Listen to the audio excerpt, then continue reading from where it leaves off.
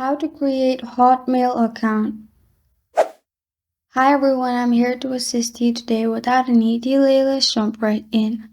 First, open Google and then search Outlook login. After that, click on Outlook in here. You will find this kind of screen pop up. In here, simply click on Create One, which is New Account. Then add the name which you want to add for your Hotmail account. Then click on Outlook.com, which will expand options. Click on Hotmail.com and then press on Next. Now create password and press on Next.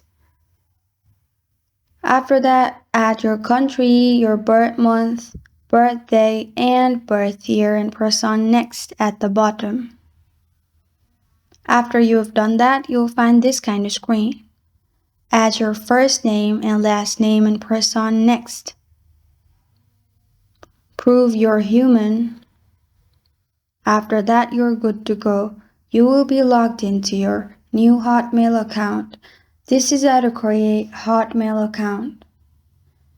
Thank you for joining me today. If this video helps you out, please leave a like and subscribe for more. Got a question or want to suggest a topic? Comment below. Thank you for watching.